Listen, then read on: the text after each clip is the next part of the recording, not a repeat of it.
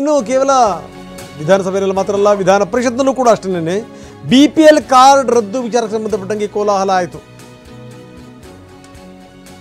ಅನಗತ್ಯವಾಗಿ ನೀವು BPL ಕಾರ್ಡ್ಗಳನ್ನು ರದ್ದು ಮಾಡ್ತಾ ಇದ್ದೀರಿ, ಬಡವರು ಹೊಟ್ಟೆ ಮೇಲೆ ಹೊಡಿತಾ ಇದ್ದೀರಿ, ಅವರ ಅನ್ನ ಕಸಿತಾ ಇದ್ದೀರಿ, ಇದು ತಪ್ಪು ಅಂತ CT ರವಿ ಮಾತಾಡೋಕೆ ಶುರು ಮಾಡಿದ್ರು. ನೀವು ಜಗ್ಗಲ್ಲ ಬಗ್ಗಲ್ಲ ಅನ್ನೋರು ಯಾರಿಗೆ ಹೆದರ್ತಾ ಇದ್ದೀರಿ? ಯಾರಿಗೆ ಹೆದರ್ತಾ ಇದ್ದೀರಿ? ಯಾಕೆ ಹೆದರಬೇಕು? ನಿರ್ದಾಕ್ಷಿಣ್ಯವಾಗಿ ಅನರ್ಹರನ್ನು ರದ್ದುಪಡಿಸಿ. ನಿಮಗೆ ಅರ್ಹರಿಗೆ ಅನ್ಯಾಯ ಆಗದಂಗೆ ನೋಡ್ಕೊಳ್ಳೋ ಜವಾಬ್ದಾರಿ ಸರ್ಕಾರದಿದೆ. ಅನರ್ಹರನ್ನ ರದ್ದುಪಡಿಸೋದು ಕೂಡ ನಿಮ್ಮ ಕರ್ತವ್ಯ ಇದೆ. ಯಾರಿಗೆ ಹೆದರ್ತಾ ಇದ್ದೀರಿ ನೀವು? ಕ್ರಮ ತಗೊಳ್ಳಿ. ಅಲ್ಲ, ಅಕ್ರಮಕ್ಕೆ ಪ್ರೋತ್ಸಾಹ ಕೊಡ್ತಾ ಇದ್ದೀರಾ ನೀವು? ರವಿವಾರ ಹೇಳೋದು ಬಹಳ ಸ್ವಾಗತಾರ್ಹವಿದೆ. ಆದ್ರೆ ಮಾಧ್ಯಮಕ್ಕೆ ಹೋಗ್ದಿರ ಇವರು ಹೋಗ್ಬಿಡಿ. ಮಾಧ್ಯಮ ನೀವು ಕೂಲಿ ಮಾಡೋರ್ನ ಕೂಲಿ ಮಾಧ್ಯಮಕ್ಕೆ ಹೋಗ್ತೀವಿ. ನೀವು ಯಾವ ಕಡ್ತಕೋಬಾರ್ದೆ, ನೀವು ಕೂಲಿ ಯಾವ ಕಡ್ತಕೋಬಾರ್ದು, ಕಡ್ತಕೋಬೇಡ, ಮಾಧ್ಯಮಕ್ಕೆ ಹೋಗ್ತೀವಿ. ಯಾವ ಕಡ್ತಕೋಬೇಡಿ. ನೀವು ಯಾವ ಕಡ್ತಕೋಬಾರ್ದು. ಸಭಾಪತಿಗಳೇ, ನಿಮಗೆ ಸಮಾಧಾನ ಆದ್ರೆ ಕರೆಕ್ಟ್ ಇದೆ ಕೆಲಸ ಮಾಡ್ಯಾಕೆ? ಬಾಂಗ್ಲಾದೇಶದವರಿಗೆಲ್ಲ BPL ಕಾರ್ಡ್ ನೋಡ್ರಿ ಸಚಿವರೇ, ಪರಿಸ್ಥಿತಿ ಬರುತ್ತೆ. ಸಚಿವರೇ, ಕುಶಾಲಪ್ಪ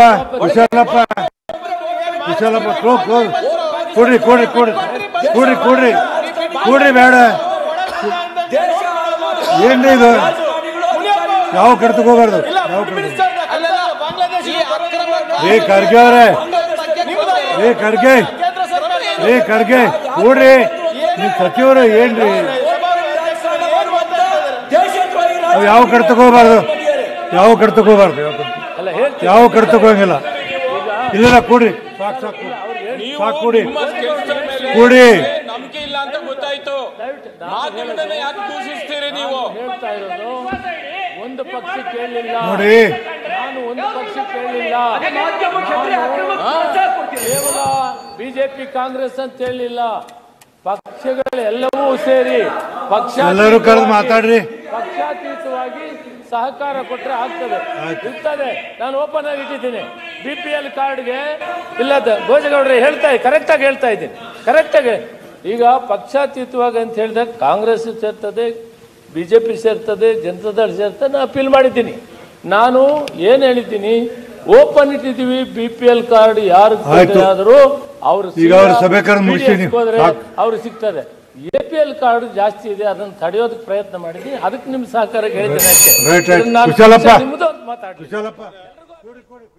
BPL ಕಾರ್ಡ್ ವಿಚಾರಕ್ಕೆ ಸಂಬಂಧಪಟ್ಟಂಗೆ CT ರವಿ ಕೇಳಿದಂಥ ಪ್ರಶ್ನೆ ಇದು ಕೇಳ್ತಿದ್ದಂಗೆ ನಿನ್ನೆ ಬೇರೆಯವರು ಕೂಡ ಮಾತಾಡೋಕ್ಕೆ ಶುರು ಮಾಡಿದರು. ಇದಕ್ಕೆ ಮುನಿಯಪ್ಪ ಸಮಜಾಯಿಷಿ ಕೊಡುವಂಥ ಪ್ರಯತ್ನ ಮಾಡಿದರು. ನಿಜಕ್ಕೂ ನಿಮ್ಮ ಬೆಂಬಲ ಬೇಕು.